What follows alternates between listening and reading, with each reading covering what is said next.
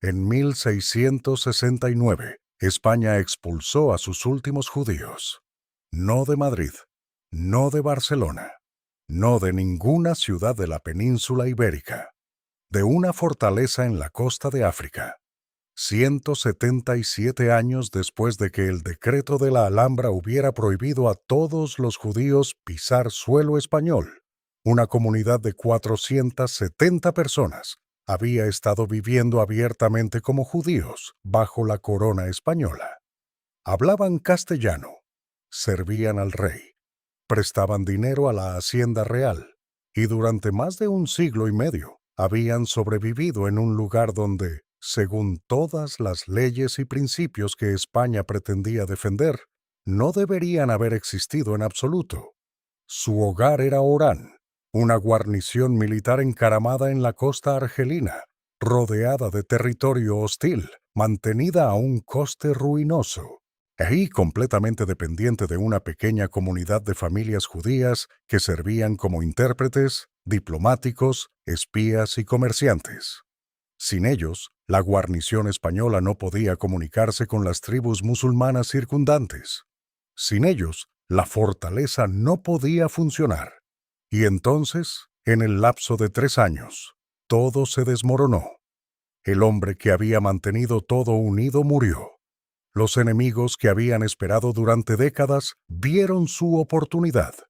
Y una reina regente, gobernando en nombre de un rey niño enfermizo, firmó la orden que puso fin a 160 años de coexistencia precaria. Esta es la historia de los últimos judíos de la corona española. ¿Cómo llegaron a vivir bajo el gobierno de la misma monarquía que había expulsado a sus antepasados? ¿Qué los hacía tan valiosos que España quebrantó sus propias leyes para retenerlos? ¿Qué comportamientos y relaciones les permitieron sobrevivir durante 6 generaciones?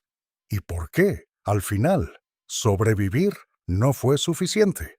Para entender lo que sucedió en 1669, necesitamos retroceder hasta septiembre de 1666, hasta la muerte del hombre cuya vida había hecho todo posible.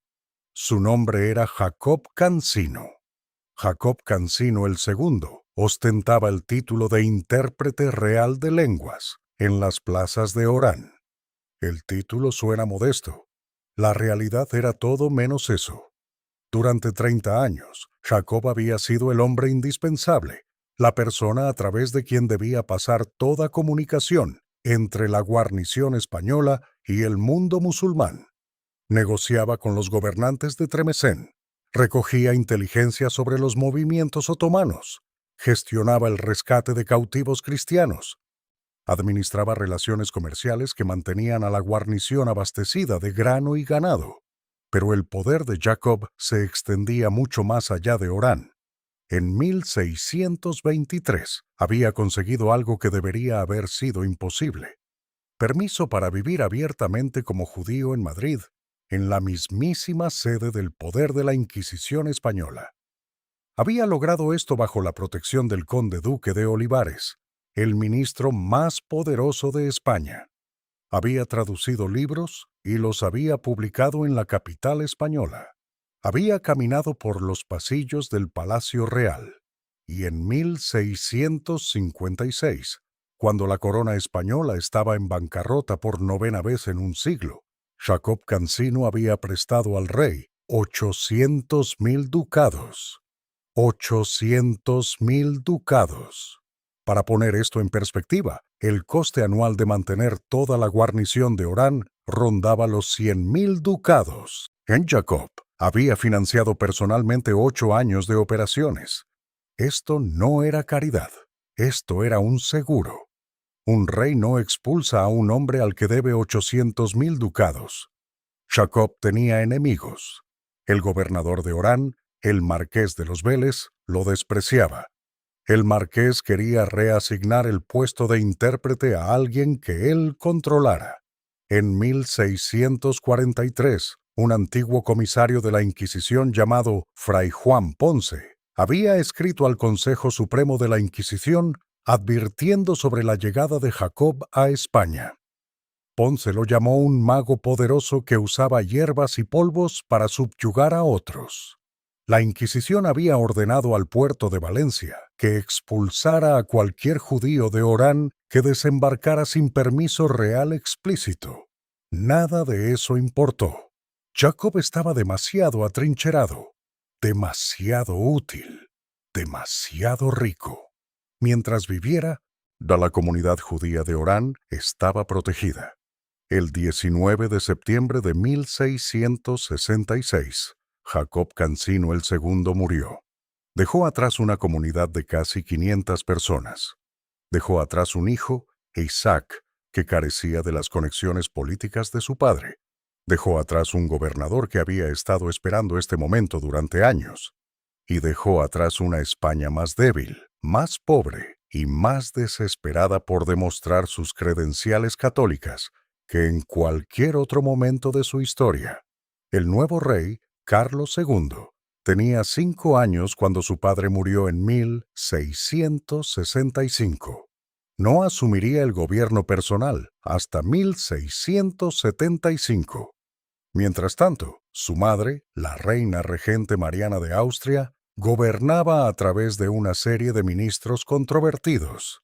La regencia era débil, dividida por facciones y constantemente bajo ataque. En febrero de 1669, el ministro principal de Mariana, a un jesuita alemán llamado Juan Everardo Nittard, fue forzado a abandonar el poder por el hermanastro ilegítimo del rey. La regencia necesitaba demostrar fuerza, necesitaba demostrar ortodoxia católica, necesitaba una victoria a la que pudiera señalar. El marqués de los Vélez vio su oportunidad. Con Jacob muerto, sin nadie de estatura comparable que abogara por la comunidad en Madrid, con una regencia débil, buscando formas de proyectar autoridad, el gobernador presionó su caso para la expulsión. Los argumentos eran familiares. Eran los mismos argumentos que se habían hecho en 1492 y en 1609 cuando España expulsó a su población morisca, y en cada momento en que España había elegido la pureza religiosa sobre el beneficio práctico. Los judíos eran una mancha en suelo católico. Su presencia era una afrenta a la fe. Sus servicios, o en cualesquiera que fueran, no podían justificar el escándalo de tolerar infieles bajo la corona española. Los argumentos contra la expulsión también eran familiares. Los judíos eran útiles. Proporcionaban servicios que nadie más podía proporcionar. Habían prestado dinero a la corona. Su eliminación dañaría la capacidad de funcionamiento de la guarnición. En abril de 1669, la reina regente Mariana firmó el decreto.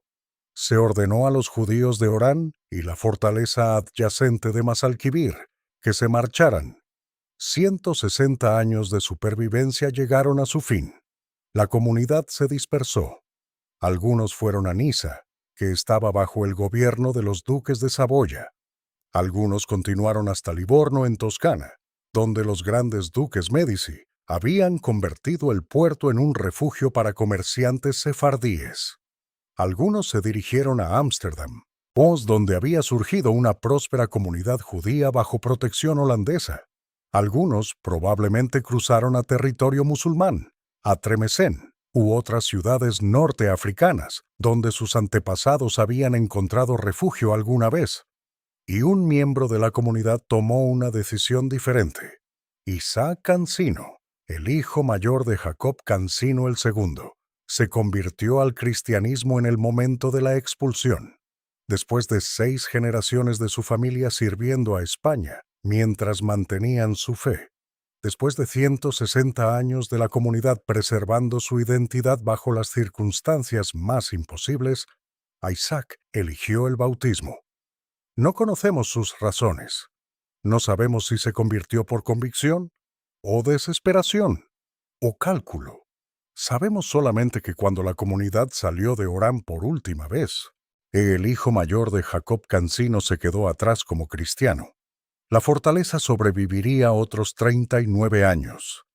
En enero de 1708, Orán cayó ante las fuerzas otomano-argelinas bajo el Bey de Mascara. La guarnición, reducida a menos de 1.500 hombres por motines y expediciones de socorro fallidas, fue abrumada. España reconquistó brevemente la ciudad en 1732. Luego la abandonó permanentemente en 1792 después de un terremoto devastador. Los judíos que habían hecho funcionar la guarnición hacía mucho que se habían ido para entonces. La experiencia que habían proporcionado, las relaciones que habían construido, las redes de inteligencia que habían mantenido durante 6 generaciones, todo ello había salido por las puertas en abril de 1669.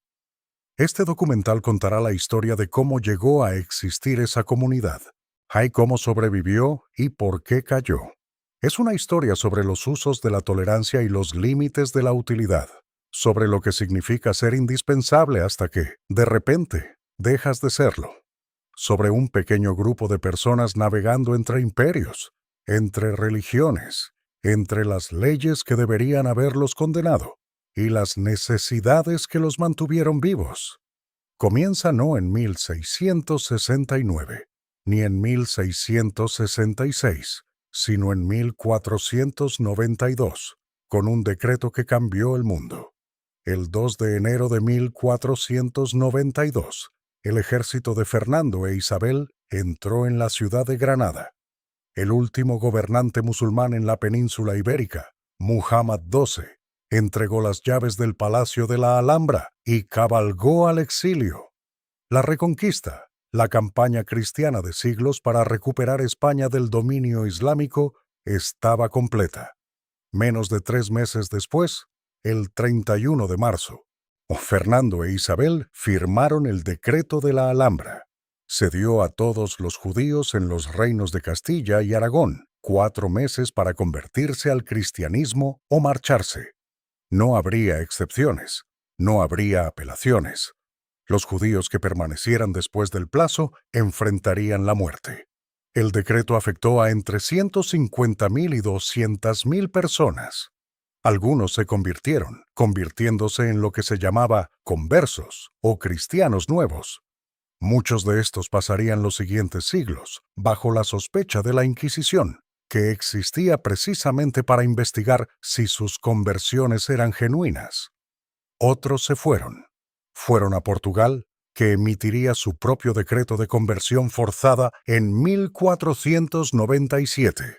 Fueron al Imperio Otomano, donde el sultán Bayezid II supuestamente se burló de Fernando por empobrecer su propio reino para enriquecer el de su rival. Fueron a Italia, a los Países Bajos, a donde fuera que los aceptaran, y muchos fueron al norte de África. Las costas marroquí y argelina estaban cerca, a solo unos días de navegación desde España. Allí ya existían comunidades judías, descendientes de oleadas anteriores de refugiados y de judíos que habían vivido en la región durante siglos.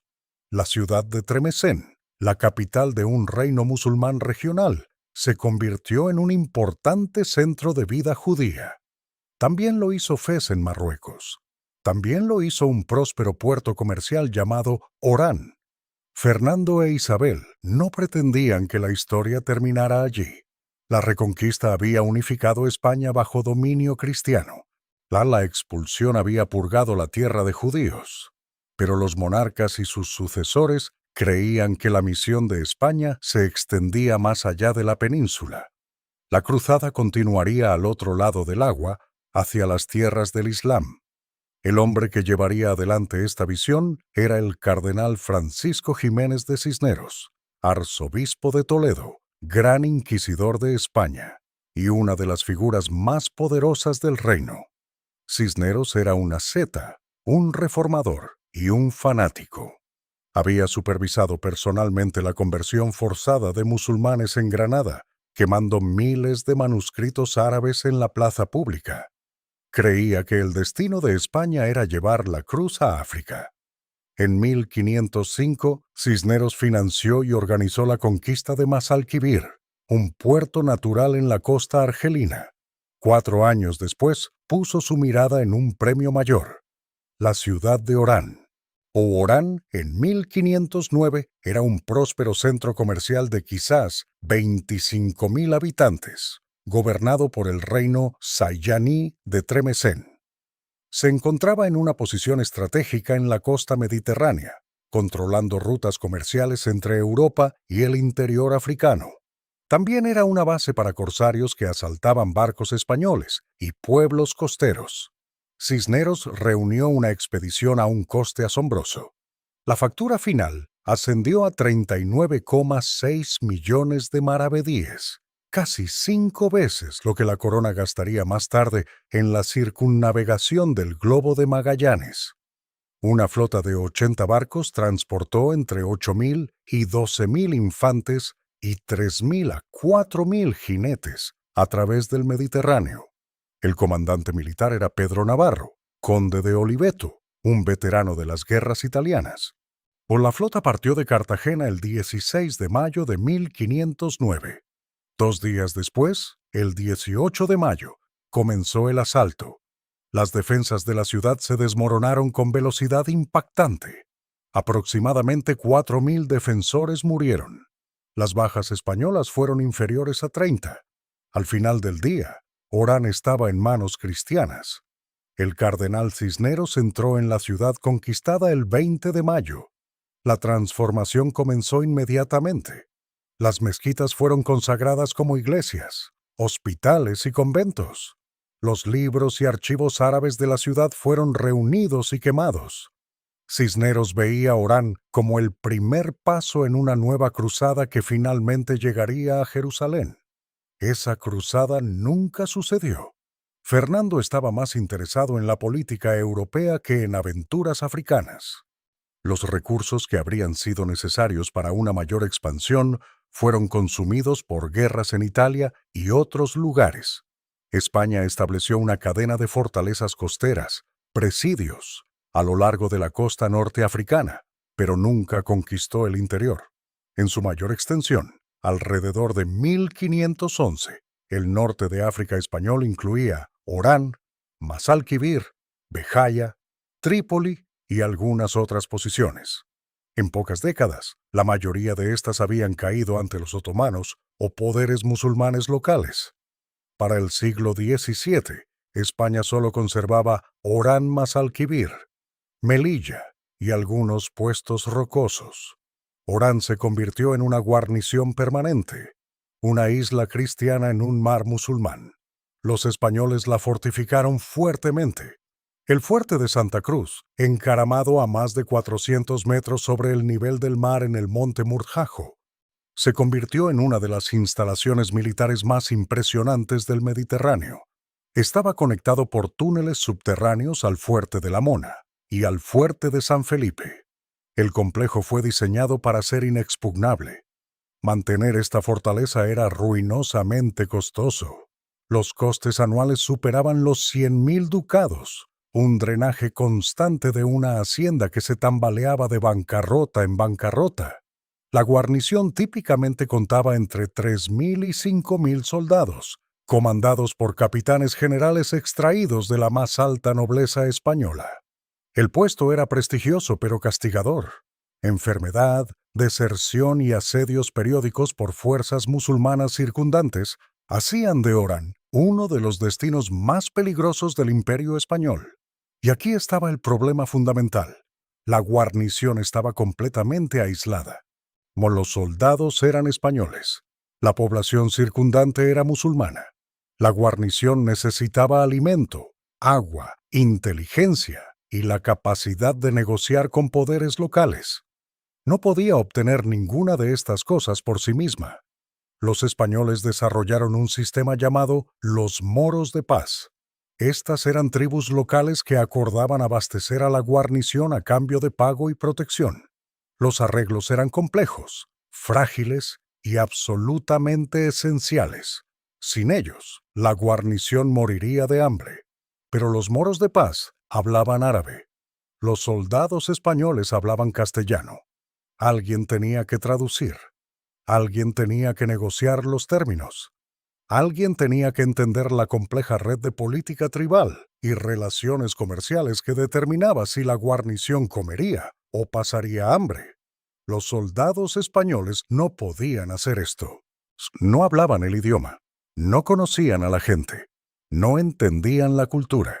Sin embargo, había una comunidad en Orán que sí lo hacía. Una comunidad que era bilingüe en castellano y árabe. Una comunidad con profundas conexiones comerciales por toda la región. Una comunidad que había estado viviendo en el norte de África durante generaciones y entendía cómo funcionaban las cosas. Una comunidad judía. El cardenal Cisneros, el mismo hombre que había quemado manuscritos árabes en Granada, el mismo hombre que sirvió como gran inquisidor de España, tomó una decisión que contradecía todo lo que afirmaba creer. Autorizó que 7 hogares judíos permanecieran dentro de las murallas de Orán. La lógica era brutalmente pragmática. España necesitaba lo que los judíos podían proporcionar. La ideología tendría que esperar. No hubo carta formal, a ningún documento legal que estableciera los derechos de la comunidad. Solo una serie de decisiones ad hoc por parte de Cisneros, luego Fernando, luego Carlos V, permitiendo que los judíos se quedaran. La palabra que los historiadores usan para describir el estatus de la comunidad es simple: indispensables. Fueron tolerados no porque España se hubiera vuelto tolerante. España no lo era. Fueron tolerados porque España no podía funcionar en Orán sin ellos. Este arreglo duraría 160 años. Produciría una de las comunidades judías más extrañas de la historia. Personas que servían a la corona que había expulsado a sus antepasados, que mantenían su fe bajo los ojos de la Inquisición, que se volvieron tan esenciales para las operaciones españolas que ningún gobernador podía expulsarlos por mucho que quisiera. Hasta 1669, cuando alguien finalmente lo hizo. Los judíos que vivían en Orán, cuando Cisneros la conquistó, no habían llegado el día anterior. Su presencia en el norte de África se remontaba a generaciones. La primera ola importante llegó después de 1391, cuando disturbios antijudíos arrasaron Castilla y Aragón. Turbas atacaron barrios judíos en Sevilla, Córdoba, Valencia y Barcelona. Miles fueron asesinados. Miles más se convirtieron bajo coacción y miles huyeron, muchos de ellos al norte de África, donde los gobernantes musulmanes ofrecían al menos una medida de protección. La segunda ola llegó después de 1492, cuando el decreto de la Alhambra dio a los judíos 4 meses para convertirse o marcharse. Orán era uno de los puertos norteafricanos más cercanos a España. Barcos que transportaban refugiados desembarcaron allí en el verano de 1492, ahí uniéndose sus pasajeros a la comunidad que se había formado un siglo antes. Para cuando los soldados de Cisneros asaltaron las murallas en 1509, Orán tenía una comunidad judía establecida incrustada en el tejido comercial de la ciudad. Conocían el árabe, conocían a los comerciantes locales y líderes tribales. Sabían cómo funcionaba el comercio entre la costa y el interior. Tenían exactamente las habilidades que la guarnición española necesitaría. La decisión de Cisneros de retener 7 hogares judíos no fue un acto de misericordia, fue un cálculo. La guarnición necesitaba intérpretes, y los judíos eran las únicas personas que podían hacer el trabajo. Todo lo demás, incluidos los principios fundamentales sobre los que el Estado español afirmaba estar construido, tendría que acomodarse a esta realidad. Durante las décadas siguientes, la comunidad creció. 7 hogares se convirtieron en más. A principios del siglo XVII, quizás 300 judíos vivían en Orán. Para el momento de la expulsión en 1669, la comunidad contaba con 466 a 476 individuos viviendo en más de 100 casas. Esto era aproximadamente una quinta parte de la población total del presidio. 4 familias dominaban la vida de la comunidad: los Cancino, los Asportas, los Satorra y los Benzmiro.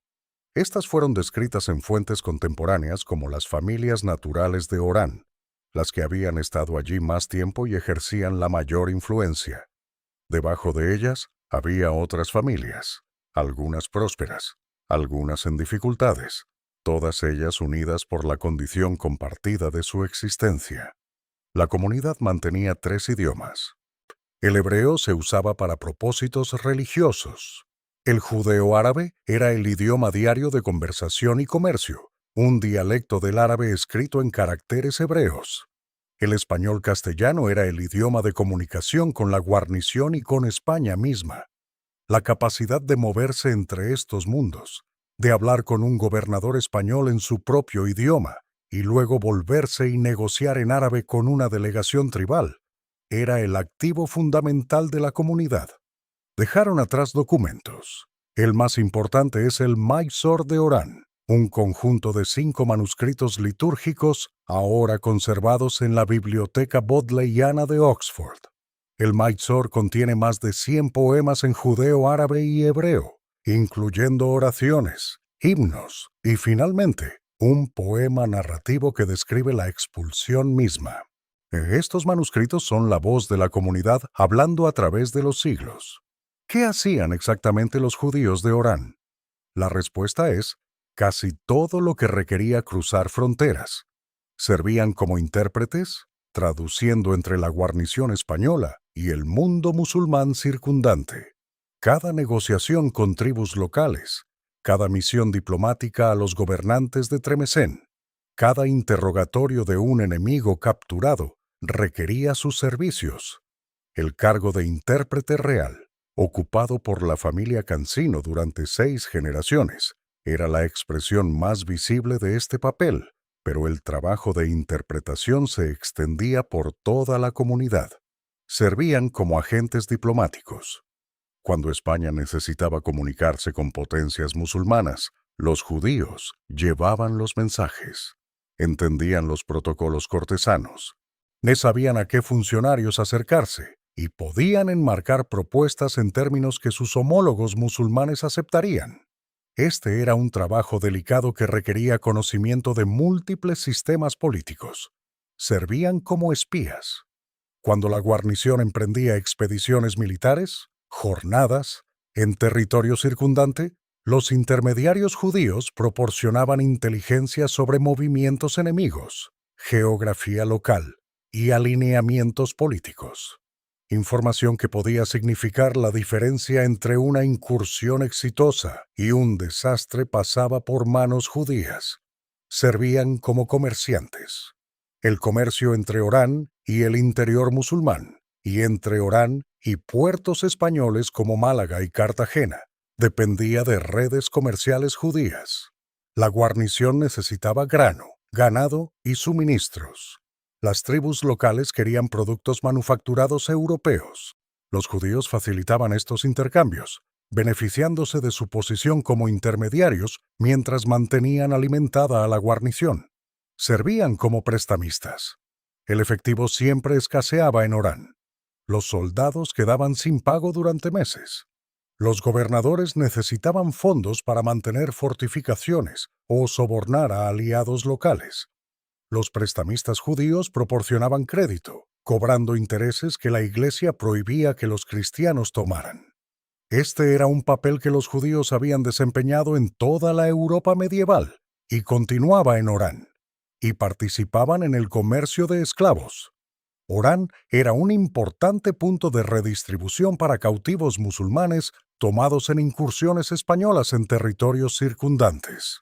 Solo entre 1568 y 1570, 7 expediciones produjeron 1.282 cautivos. Estos prisioneros eran vendidos en mercados mediterráneos, y los intermediarios judíos manejaban muchas de las transacciones. El historiador Bernard Vincent documentó que los judíos participaban en todas las transacciones que involucraban cautivos. No eran meramente observadores pasivos de la economía esclavista. Eran participantes activos. Este último punto es importante para entender por qué la comunidad generaba tanta hostilidad. Los judíos de Orán no eran víctimas impotentes esperando persecución. Eran agentes económicos activos que ocupaban una posición privilegiada en un sistema que extraía riqueza de la violencia. Se beneficiaban del comercio de esclavos. Cobraban intereses sobre préstamos. Acumulaban riqueza de maneras que generaban resentimiento. Pues la posición legal de la comunidad era diferente a cualquier otra cosa en el mundo español. No tenían carta formal, ningún documento legal que garantizara sus derechos. Su existencia dependía enteramente de la creencia continua de la corona de que sus servicios justificaban el escándalo de tolerar judíos en suelo español. Tenían más libertad que los conversos, que tenían que fingir ser cristianos y vivían bajo vigilancia constante de la Inquisición. Pero tenían menos seguridad que los judíos que vivían bajo dominio musulmán como dhimíes, quienes al menos tenían un estatus legal definido dentro de la ley islámica. El arreglo funcionaba porque instituciones poderosas lo apoyaban. La corona, el Consejo de Guerra y el Consejo de Estado reconocían la utilidad de la comunidad y anulaban intentos de expulsarlos. Cuando gobernadores o clero local presionaban por la expulsión, Madrid intervenía. Los judíos permanecían, pero las tensiones nunca desaparecieron. El clero local resentía la presencia de infieles dentro de una fortaleza cristiana. Algunos gobernadores veían a las familias judías como rivales por el poder y la influencia. La Inquisición, que no podía procesar a judíos que profesaban abiertamente, pero los observaba con sospecha, buscaba cualquier oportunidad para limitar sus actividades. Soldados que debían dinero a prestamistas judíos, o que habían perdido disputas comerciales con comerciantes judíos, albergaban agravios. La comunidad sobrevivió a estas presiones mediante una combinación de indispensabilidad y habilidad política. Se hicieron demasiado útiles para ser expulsados y cultivaron protectores lo suficientemente poderosos como para bloquear a sus enemigos. Durante 160 años, esta estrategia funcionó. La pregunta que pendía sobre todo era, ¿qué pasaría cuando dejara de funcionar? ¿Qué pasaría cuando los protectores murieran, o perdieran el poder, o decidieran que la comunidad ya no valía la pena proteger? La familia Cancino, más que ninguna otra, entendía esta pregunta, y durante 6 generaciones se dedicaron a asegurar que nunca tuviera que ser respondida. Los Cancino provenían originalmente de Sevilla.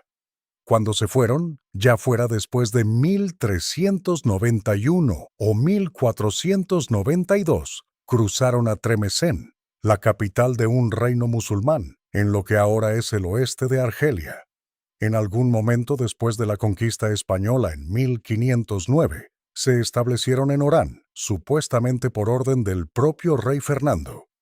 El cargo que ocupaban era el de intérprete real, intérprete de lenguas, responsable de toda traducción oficial entre las autoridades españolas y el mundo de habla árabe. El salario era modesto, 25 escudos al mes para el siglo XVII. El valor real del cargo era incalculable. El intérprete estaba presente en cada negociación significativa. Sabía lo que los españoles estaban dispuestos a ofrecer y lo que los musulmanes estaban dispuestos a aceptar. Entendía las vulnerabilidades de la guarnición y las intenciones de los poderes locales. La información que los comandantes necesitaban para tomar decisiones pasaba por sus manos. En una fortaleza donde la comunicación era supervivencia, el intérprete era indispensable. El cargo se volvió hereditario en la familia Cancino. El padre lo pasaba al hijo durante 6 generaciones, desde la conquista en 1509 hasta la expulsión en 1669. Ninguna otra familia en Orán acumuló influencia comparable. Los Cancino no eran solo intérpretes, eran el liderazgo político de la comunidad, su conexión con el poder, su mejor protección contra las fuerzas que querían destruirla. Las primeras generaciones construyeron los cimientos. Establecieron relaciones con gobernadores sucesivos. Demostraron su valor a través de décadas de servicio confiable. Acumularon riqueza mediante el comercio y los préstamos. Se arraigaron tanto que expulsarlos habría requerido interrumpir todo el sistema. A principios del siglo XVII, la familia había producido figuras de considerable prominencia. Isaac Cancino, que precedió a Jacob II, expandió las conexiones de la familia más allá de Orán, hasta el propio Madrid. Sentó las bases para la carrera aún más notable de su sucesor, pero fue Jacob Cancino el segundo quien llevó a la dinastía a su apogeo. Jacob asumió el cargo de intérprete en 1636, después de una lucha que reveló tanto el valor del cargo como la intensidad de la competencia por él. Su predecesor, Aaron Cancino, había sido asesinado en 1633. El asesinato expuso profundas rivalidades dentro de la propia comunidad judía, competencia por acceso, por posición, por el favor de las autoridades españolas. Cuando Aaron murió, el rey Felipe IV inicialmente dio el cargo de intérprete a otra persona, Jacob Saportas, miembro de otra prominente familia de Orán. Algunos historiadores creen que este Jacob Saportas puede ser idéntico al famoso rabino Jacob Sasportas, que nació en Orán en 1610 y más tarde se convirtió en una de las autoridades religiosas judías más importantes del siglo XVII. Sea correcta o no esta identificación, el nombramiento significó que Jacob Cancino tuvo que luchar por lo que consideraba la herencia legítima de su familia. Jacob viajó a Madrid, solicitó personalmente al rey, reunió argumentos, llamó a favores, demostró sus calificaciones y ganó. El cargo le fue reasignado y lo ocuparía durante los siguientes 30 años. La carrera de Jacob en Madrid reveló capacidades que iban mucho más allá de la traducción. En 1623, 13 años antes de convertirse en intérprete, ya había asegurado permiso para vivir abiertamente como judío en la capital española. Esto era extraordinario. Madrid era la sede del poder de la Inquisición, y los judíos estaban legalmente prohibidos en territorio español. Sin embargo, Jacob caminaba por las calles de la capital, realizaba negocios e interactuaba con los niveles más altos del gobierno, todo mientras profesaba su fe. Logró esto bajo la protección del conde duque de Olivares, el ministro principal que dominó la política española de 1621 a 1643. Olivares era un pragmático que valoraba a los servidores competentes independientemente de su origen. Protegía a financieros conversos y aparentemente extendió esa protección a al menos un agente abiertamente judío. Jacob operaba en Madrid bajo el paraguas de Olivares, aislado de la Inquisición por favor ministerial. En 1638, Jacob publicó un libro en Madrid. Había traducido una obra hebrea de Moses Almosnino, un rabino del siglo XVI de Salónica, sobre la capital otomana Constantinopla. El libro apareció en castellano, impreso en Madrid, con el nombre de Jacob como traductor. Un judío publicando un libro en la capital de la Inquisición española era suficientemente notable. Que el libro tratara sobre el Imperio Otomano, el gran rival de España, añadía otra capa de complejidad. La publicación demostró las credenciales intelectuales de Jacob y su acceso a redes de impresión españolas. También sirvió a un propósito político, proporcionando a los lectores españoles información sobre su enemigo, mientras mostraba la utilidad única de Jacob. No era solo un intérprete de idiomas, era un intérprete de mundos. El mayor servicio de Jacob a la corona llegó en 1656, cuando España estaba una vez más en bancarrota. El siglo había sido una catástrofe financiera. España había declarado bancarrota en 1557, 1575, 1596, 1607, 1627 y 1647. Los costos de guerras europeas, administración colonial y operaciones militares excedían con mucho los ingresos. Para la década de 1650, el tesoro estaba vacío. Jacob Cancino prestó a la corona 800.000 ducados. Esta era una suma inmensa. El costo anual total de mantener la guarnición de Orán era alrededor de 100.000 ducados. Jacob había financiado personalmente el equivalente a 8 años de operaciones. ¿De dónde obtuvo este dinero? Ya fuera de su propia riqueza acumulada o organizando un consorcio de prestamistas. Las fuentes no lo dicen claramente. Lo que importa es que lo tenía, y se lo dio al rey. El préstamo hizo a Jacob intocable. Un deudor no destruye a su acreedor. Mientras la corona debiera a Jacob 800.000 ducados, ningún enemigo, por poderoso que fuera, podía actuar contra él. Había comprado protección con la moneda más confiable disponible, dinero que el rey necesitaba y no podía devolver. Pero Jacob tenía enemigos. El marqués de los Vélez, gobernador de Orán, quería controlar el cargo de intérprete él mismo. Tenía un candidato en mente, alguien a quien podía dominar, y Jacob se interponía en el camino. La rivalidad era personal e institucional, un conflicto entre la autoridad del gobernador y la posición arraigada del intérprete.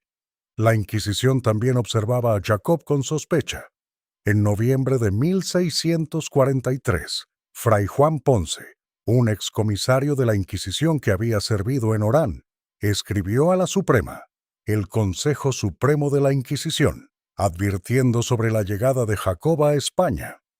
El lenguaje de Ponce era lúgubre. Llamó a Jacob un poderoso mago que mezclaba hierbas y polvos para subyugar a otros, o presumiblemente los funcionarios españoles que lo protegían. La acusación era obviamente fantástica, pero reflejaba la frustración de la Inquisición al no poder tocar a un judío que operaba abiertamente en Madrid bajo protección real.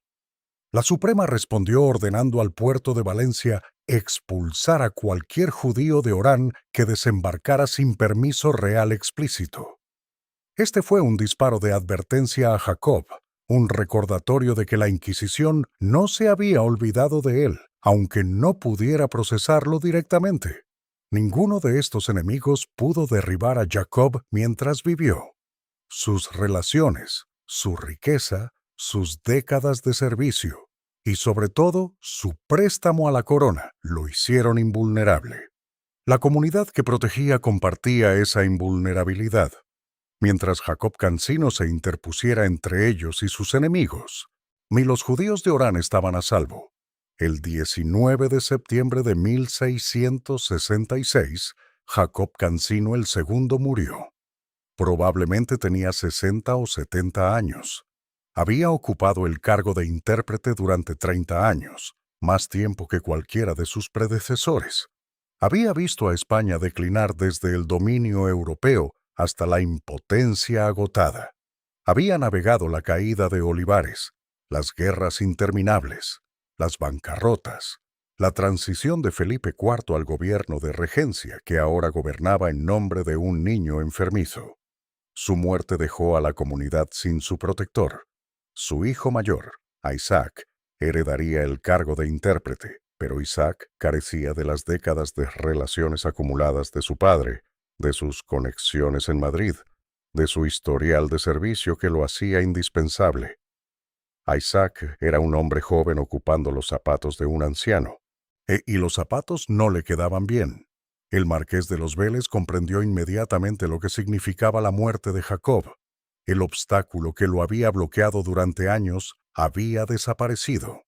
El momento de actuar era ahora. La historiadora Beatriz Alonso Acero tituló su capítulo sobre este periodo La lenta agonía de los judíos en Orán. La frase captura algo esencial sobre cómo llegó el final. No fue una ruptura repentina, no fue un rayo caído del cielo. Fue la culminación de 160 años de existencia precaria, el fracaso final de una estrategia que había funcionado durante 6 generaciones. La supervivencia de la comunidad siempre había estado, como escribió Jean-Frédéric Job, suspendida del sentimiento de utilidad de los servicios prestados. Mientras la corona creyera que los judíos eran útiles, anulaba a sus enemigos. Mientras alguien lo suficientemente poderoso se interpusiera entre la comunidad y las fuerzas que querían destruirla, la comunidad sobrevivía. Jacob Cancino había sido ese alguien. Ahora estaba muerto. La situación política en Madrid empeoró las cosas. El rey Felipe IV había muerto en septiembre de 1665, un año antes que Jacob Cancino. El nuevo rey, Carlos II, tenía 4 años. No asumiría el gobierno personal hasta 1675. Mientras tanto, su madre, la reina regente Mariana de Austria, gobernaba en su nombre. Mariana era una extranjera, una Habsburgo austríaca en una corte llena de grandes españoles que resentían su influencia. Gobernaba a través de una serie de primeros ministros, comenzando con Juan Everardo Nittard, su confesor jesuita austríaco. El nombramiento de Nittard provocó furia entre los nobles españoles, que veían a un sacerdote extranjero ejerciendo un poder que debía pertenecerles a ellos. La oposición se consolidó en torno a don Juan José de Austria, el hijo ilegítimo de Felipe IV. Don Juan José era todo lo que Nittard no era: español, militar, ambicioso, popular entre el ejército y la pequeña nobleza. Desafió abiertamente la autoridad de la regencia, acercándose a la rebelión armada en ocasiones. En febrero de 1669, don Juan José obligó a Mariana a destituir a Nittard. El jesuita fue exiliado de España. La regencia había sobrevivido, pero estaba herida, humillada y desesperada por demostrar fortaleza. Este fue el contexto político en el que el marqués de los Vélez presionó su caso para expulsar a los judíos de Orán. El gobernador tenía múltiples motivaciones. La enemistad personal hacia la familia Cancino había estado enconada durante años. Quería redistribuir su lucrativo cargo entre sus propios clientes. También probablemente creía, como muchos funcionarios españoles, que tolerar a los judíos en una posesión española era simplemente incorrecto, una violación de principios que definían al Estado español. Los argumentos para la expulsión hacían eco de la lógica de 1492 y 1609. La presencia de judíos en suelo español era una afrenta a la ortodoxia católica. Escandalizaba a los fieles, socavaba la identidad de España como nación católica. Cualesquiera que fueran los servicios que los judíos proporcionaran, no podían justificar tolerar infieles bajo la corona. La Contrarreforma había intensificado estas presiones durante el siglo anterior. El Concilio de Trento, reunido entre 1545 y 1563, había endurecido las restricciones sobre los no cristianos en todos los territorios católicos. La bula Cum Nimis Absurdum del Papa Pablo IV en 1555 había ordenado guetos amurallados en todas las tierras papales. La tendencia en todas partes era hacia una separación más estricta entre cristianos y otros. España ya había demostrado su compromiso con este principio. En 1609, el rey Felipe III había ordenado la expulsión de los moriscos, los descendientes de musulmanes que se habían convertido al cristianismo después de la conquista de Granada. La expulsión eliminó aproximadamente 300.000 personas, alrededor del 4% de la población de España. Devastó la economía agrícola de Valencia y Aragón, y fue explícitamente enmarcada como una emulación de la expulsión de los judíos por los reyes católicos en 1492. La expulsión de Orán completaría la secuencia. Los judíos expulsados en 1492 habían estado ausentes de España durante 177 años. Los moriscos expulsados en 1609 habían estado ausentes durante 60 años. Solo quedaban los judíos de Orán, una pequeña comunidad aferrada a la existencia en la costa africana. Eliminarlos cerraría la última anomalía, purificaría la última excepción, terminaría lo que Fernando e Isabel habían comenzado. Contra estos argumentos estaba el caso para mantener a los judíos. Proporcionaban servicios que nadie más podía proporcionar.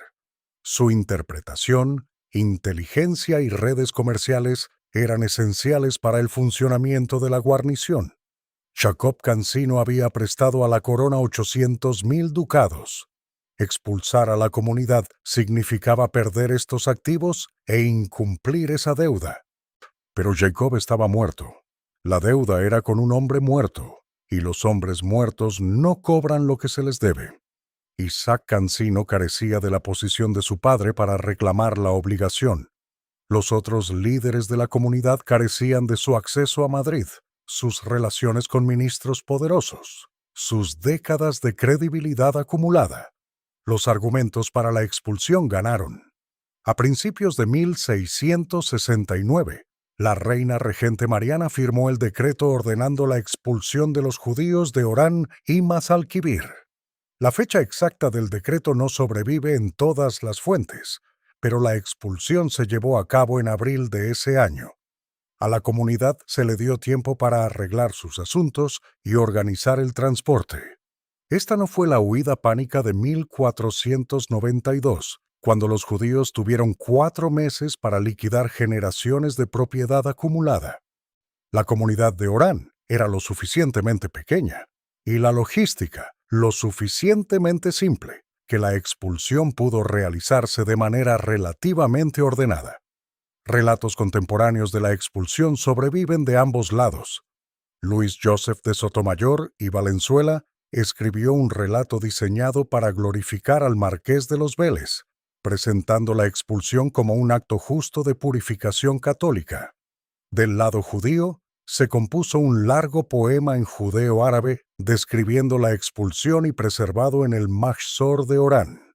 Esta casida, estudiada por eruditos modernos, da la voz de la comunidad a un evento que las fuentes españolas presentaron como un triunfo.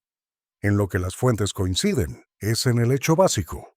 En abril de 1669, aproximadamente 470 a 500 personas judías reunieron las posesiones que pudieron llevar y abandonaron la fortaleza que sus familias habían llamado hogar durante 160 años. Los últimos judíos de la corona española salieron de Orán para nunca volver. ¿A dónde vas cuando el lugar donde has vivido durante 6 generaciones te expulsa?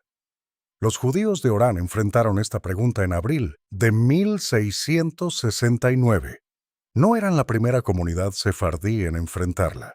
Sus antepasados la habían enfrentado en 1492 y antes de eso en 1391, y la enfrentarían nuevamente en otros lugares y otros siglos.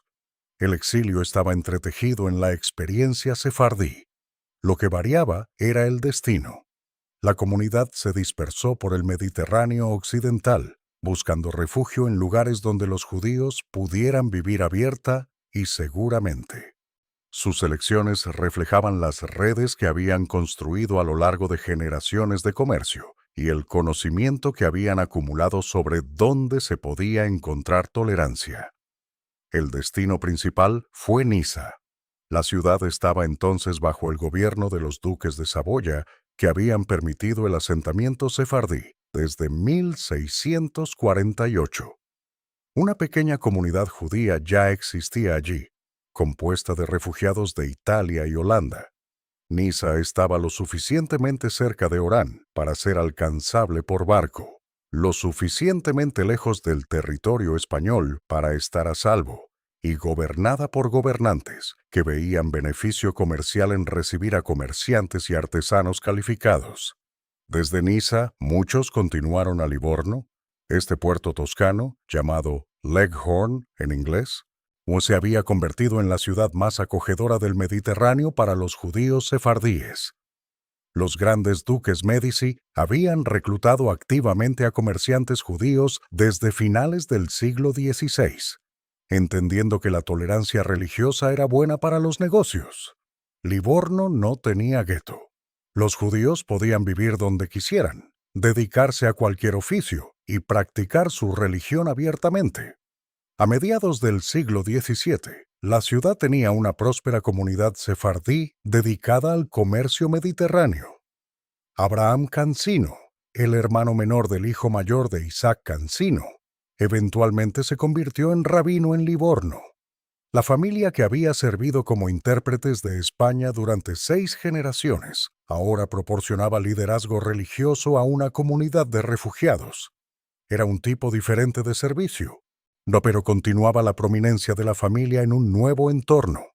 Algunos de los judíos expulsados llegaron a Ámsterdam. La República Holandesa ofrecía genuina tolerancia religiosa, una rareza en la Europa del siglo XVII. La comunidad sefardí de Ámsterdam era una de las comunidades judías más ricas y culturalmente vibrantes del mundo. Había producido filósofos como Spinoza, comerciantes que comerciaban por todo el mundo, y una industria editorial que servía a comunidades judías en todas partes.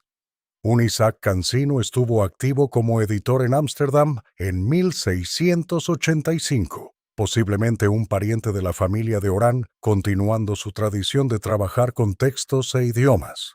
Otros refugiados probablemente se dirigieron a Tremesén, Argel u otras ciudades norteafricanas, donde existían comunidades judías bajo dominio musulmán. Estas eran las tierras a las que sus antepasados habían huido después de 1492 y podían recibir nuevas oleadas de refugiados. Las condiciones eran diferentes de lo que habían conocido en Orán.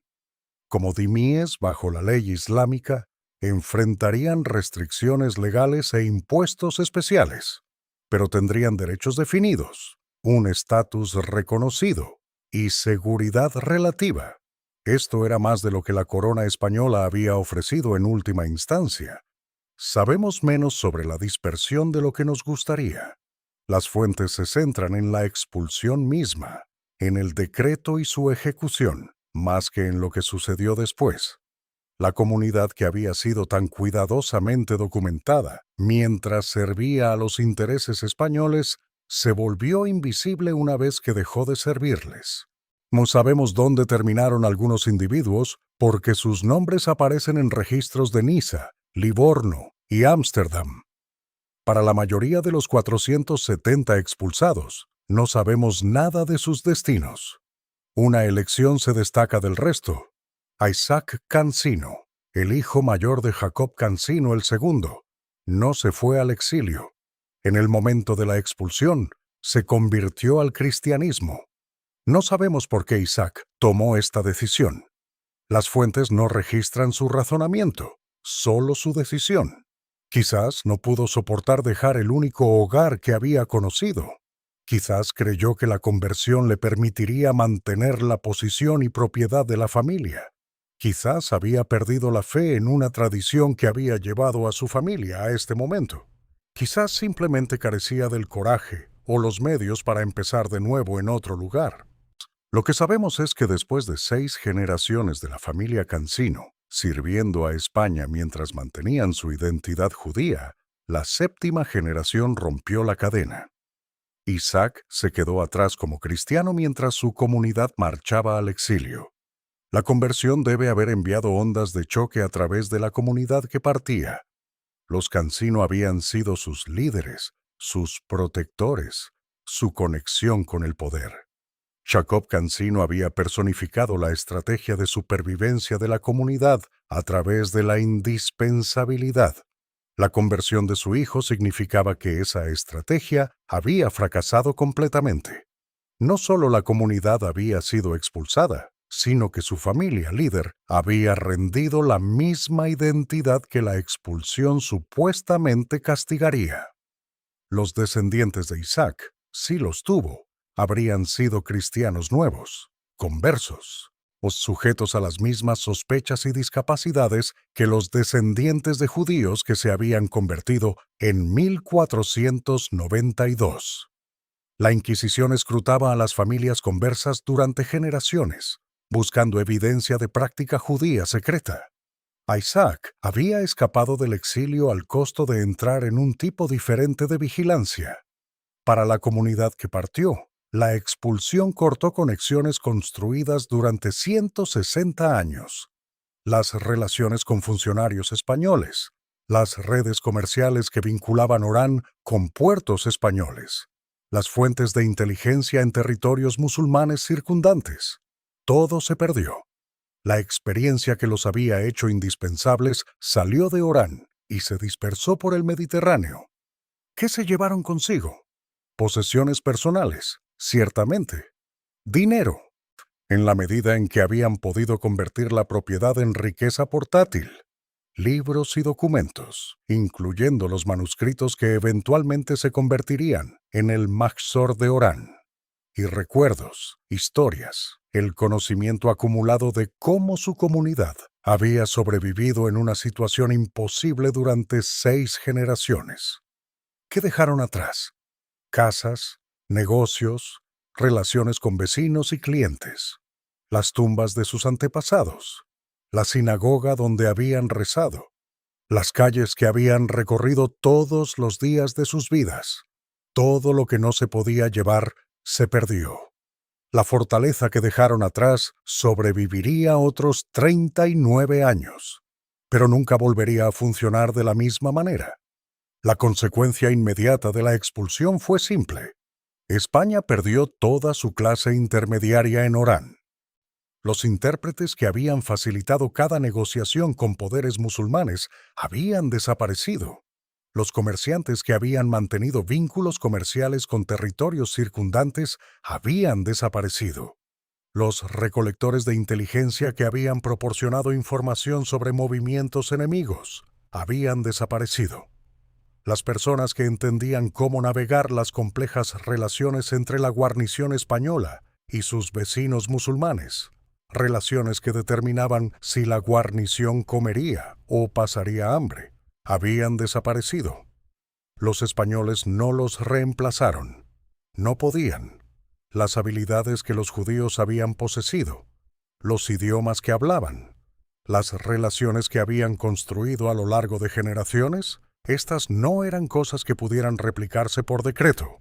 Se tenían que encontrar y entrenar nuevos intérpretes. Se tenían que establecer nuevas redes comerciales. Se tenían que cultivar nuevas fuentes de inteligencia. Todo esto tomaba tiempo que Orán no tenía.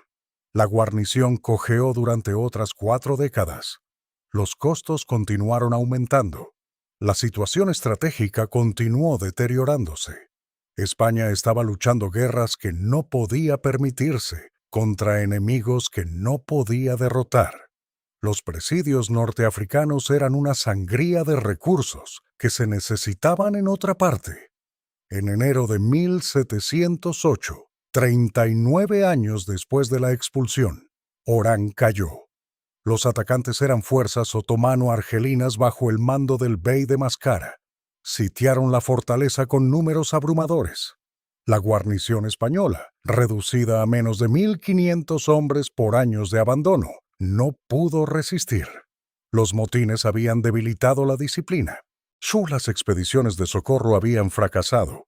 La fortaleza que había resistido durante 199 años fue abrumada. La caída de Orán no puede atribuirse únicamente a la expulsión de los judíos. El declive imperial más amplio de España, su agotamiento financiero, su incapacidad para proyectar poder a través del Mediterráneo, todo contribuyó a la pérdida. Pero la expulsión había eliminado un componente crítico del funcionamiento de la guarnición.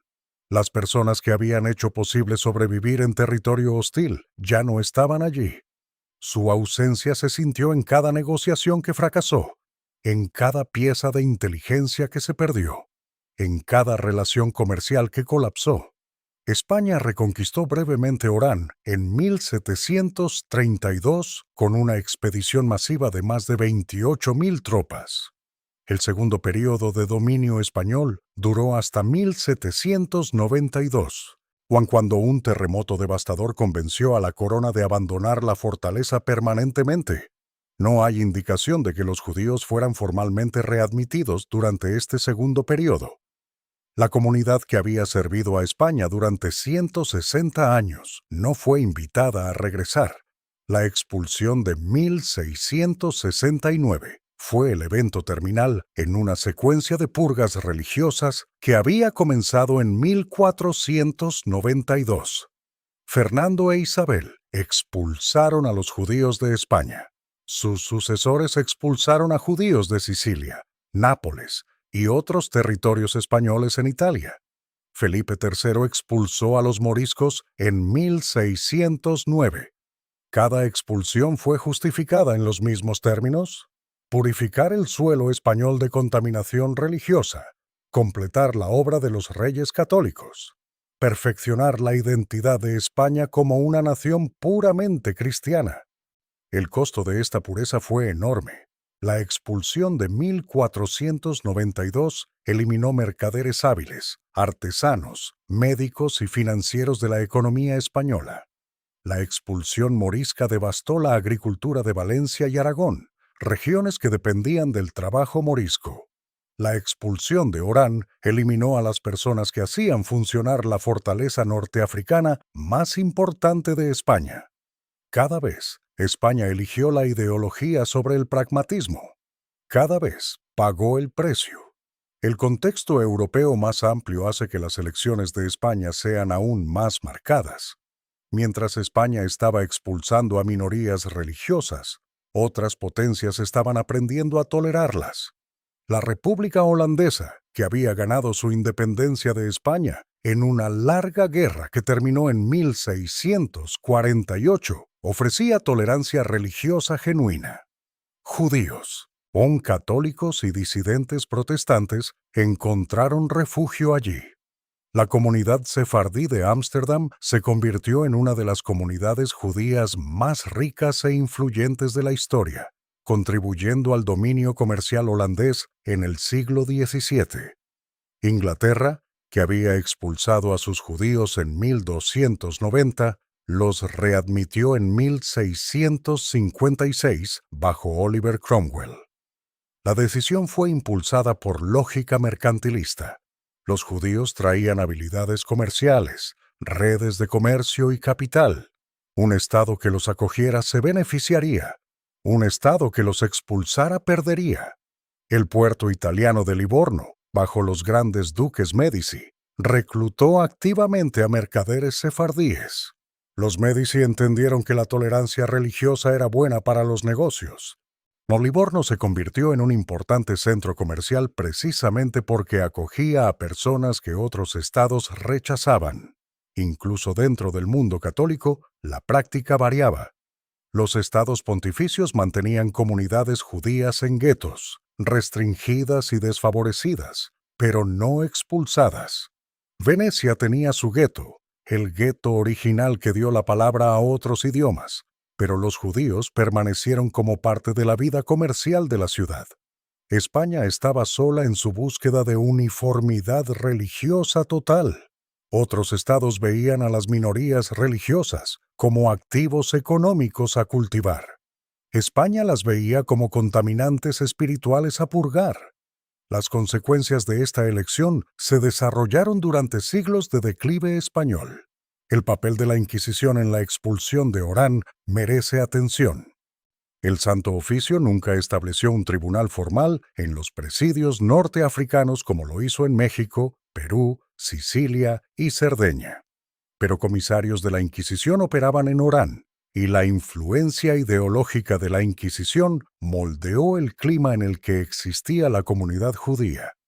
La jurisdicción primaria de la Inquisición era sobre cristianos bautizados, específicamente conversos, y moriscos sospechosos de practicar secretamente sus fes originales.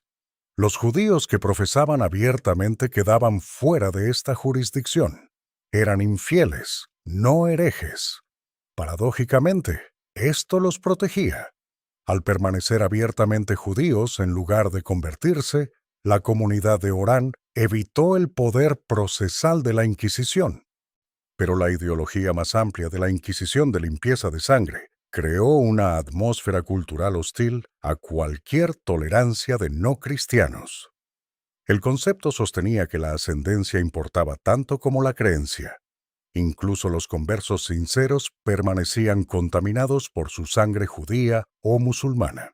Sus descendientes, sin importar cuán devotos fueran, heredaban esta mancha.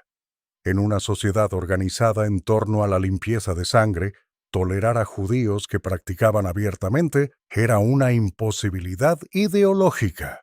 La excepción de Orán podía existir solo mientras instituciones poderosas insistieran en ello. Cuando la corona dejó de insistir, la excepción terminó. La historia de la Orán judía no terminó en 1669. Entró en un largo silencio y luego, de una forma diferente, comenzó de nuevo.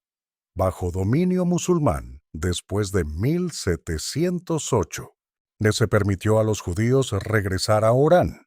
El bey de Mascara, el mismo gobernante cuyas fuerzas habían conquistado la ciudad de España, vio valor en una presencia judía. Las habilidades comerciales que España había expulsado, los gobernantes musulmanes las acogieron. Cuando España retomó brevemente Orán en 1732, no ocurrió ninguna readmisión formal de judíos. El segundo período de dominio español, que duró hasta 1792, mantuvo la exclusión que el decreto de 1669 había establecido. La comunidad que había servido a España durante 160 años permaneció no bienvenida. El verdadero renacimiento llegó después de la partida final de España. En 1792, tras un terremoto devastador, España abandonó Orán permanentemente. El bey de Mascara tomó el control e invitó activamente a los judíos a establecerse. Vinieron de Mostaganem, de Mascara, de Nedroma. Inmigrantes judíos marroquíes se unieron a ellos. Para cuando Francia conquistó Orán en 1831, la ciudad tenía aproximadamente 3.000 habitantes musulmanes y judíos. Bajo el dominio colonial francés, la comunidad judía se expandió dramáticamente. El decreto Crémieux de 1870 otorgó ciudadanía francesa a los judíos argelinos, transformando su estatus legal e integrándolos en la sociedad colonial francesa. Para 1962, cuando la Guerra de Independencia de Argelia puso fin al dominio francés, casi 30.000 judíos vivían en Orán.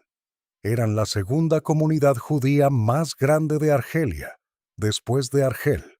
Prácticamente toda la población judía de Argelia, incluida Orán, evacuó a Francia durante y después de la guerra.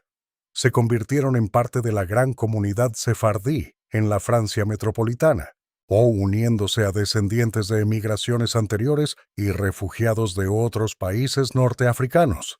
Pero esta comunidad, la que creció a partir de 1792 y se dispersó en 1962, era fundamentalmente diferente de la expulsada en 1669.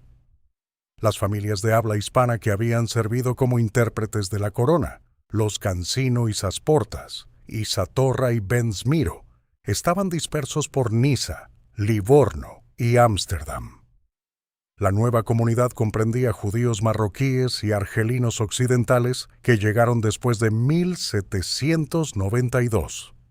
El hilo que conectaba la vida judía de Orán con sus raíces ibéricas había sido cortado. La expulsión creó una brecha de 123 años en la presencia judía continua, de 1669 a 1792. Más de un siglo de ausencia separó a la comunidad que sirvió a España de la comunidad que sirvió a Francia. Los idiomas cambiaron, las costumbres cambiaron, los recuerdos cambiaron. Los antiguos poemas judeoárabes del Mahzor de Orán ya no se cantaban en las nuevas sinagogas. Los documentos que sobrevivieron a la expulsión terminaron, a lo largo de los siglos, en instituciones lejos de Orán. Los 5 manuscritos del Maitzor de Orán ahora se conservan en la Biblioteca Bodleiana de Oxford. Contienen más de 100 poemas en judeo-árabe y hebreo, incluida la casida que narra la expulsión misma. Académicos como Paul Fenton han estudiado estos textos, recuperando la vida literaria y espiritual de la comunidad de manuscritos que cruzaron el Mediterráneo en los bolsillos de refugiados. El libro de Jacob Cansino, de 1638, su traducción castellana de la obra de Almosnino sobre Constantinopla, sobrevive en bibliotecas que preservan impresos españoles. Es un artefacto curioso. Un autor judío publicando un texto judío sobre el Imperio Otomano en la capital de la Inquisición española. Testifica un momento de posibilidad que la expulsión cerró. Los archivos de Simancas y el Archivo Histórico Nacional en Madrid contienen la correspondencia administrativa, decretos reales y deliberaciones que documentaron la existencia de la comunidad y su fin. Jean-Frédéric Schopp, Jonathan Israel, Beatriz Alonso Acero y otros historiadores han explorado estos registros para reconstruir lo que sucedió.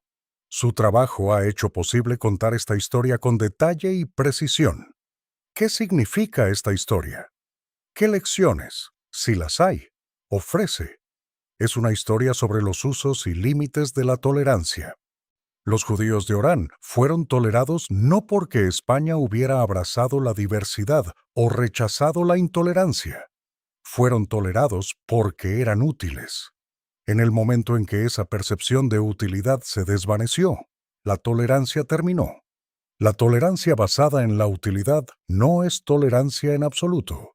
Es aceptación condicional, revocable en cualquier momento, dependiente de mantener valor a los ojos de quienes tienen el poder. Es una historia sobre la fragilidad de la seguridad. La comunidad de Orán sobrevivió durante 160 años haciéndose indispensable. Tuvieron un éxito brillante con esta estrategia. Se volvieron tan esenciales para las operaciones españolas que los gobernadores no podían removerlos sin importar cuánto quisieran. Y luego, cuando Jacob Cansino murió y la situación política cambió, si toda esa indispensabilidad demostró ser insuficiente. La seguridad construida sobre ser útil para personas poderosas es una seguridad que esas personas poderosas pueden quitar. Es una historia sobre la agencia humana en circunstancias limitadas. Los judíos de Orán no eligieron las condiciones de su existencia.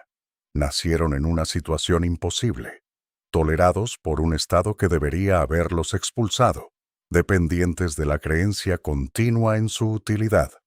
Dentro de esas limitaciones, navegaron con habilidad extraordinaria. 6 generaciones de la familia Cansino trabajaron para construir relaciones, acumular riqueza y proteger a su comunidad. Jacob Cansino II dedicó su vida a hacerse intocable. Estas no eran víctimas pasivas, eran actores tomando decisiones, persiguiendo estrategias, o moldeando sus destinos tanto como sus circunstancias lo permitían. Y es una historia sobre elecciones. Isaac Cansino eligió la conversión en lugar del exilio. Su comunidad eligió mantener su identidad en circunstancias que los presionaban constantemente a abandonarla. España eligió la ideología sobre el pragmatismo, la pureza sobre la utilidad, la exclusión sobre la tolerancia. Estas elecciones tuvieron consecuencias que moldearon siglos de historia. Los últimos judíos de la corona española salieron de Orán en abril de 1669, 177 años después de que Fernando e Isabel habían firmado el decreto que expulsó a sus ancestros de España. Llevaron consigo los poemas que terminarían en Oxford, los recuerdos que se desvanecerían con las generaciones, y la pregunta que había definido su existencia desde el principio. ¿Qué significa ser indispensable hasta que, de repente, ya no lo eres? La fortaleza que dejaron atrás cayó 39 años después. El imperio que los expulsó continuó su largo declive. Los descendientes de los expulsados construyeron nuevas vidas en Niza, Livorno, Ámsterdam y donde quiera que encontraran refugio. Y la historia que habían vivido, la extraña historia de judíos sirviendo al rey que expulsó a su pueblo, fue preservada en archivos y manuscritos para que generaciones posteriores la descubrieran. En la Orán de hoy, poco queda para marcar la presencia judía que duró desde antes de 1509 hasta 1962, con esa larga brecha en el medio. Las murallas de la fortaleza aún están en pie. Los fuertes que los ingenieros españoles construyeron aún pueden verse, pero el barrio judío se ha ido, subabsorbido en una ciudad que ha cambiado de manos muchas veces y ahora pertenece a una Argelia independiente. El Magzor de Orán está en Oxford. El libro de Jacob Cancino está en bibliotecas españolas. Los archivos están en Simancas y Madrid. La historia sobrevive en fragmentos, dispersos por instituciones, esperando ser ensamblados por académicos y contados a audiencias que quizás nunca hayan oído hablar de esta pequeña comunidad y su historia extraordinaria. Este ha sido ese relato, la historia de 470 personas que no deberían haber existido, que sobrevivieron durante 6 generaciones por ser demasiado valiosas para destruir. ¿Pero lo eran? Si encontraste esta historia interesante, este próximo video te impactará. Haz clic justo aquí para verlo ahora.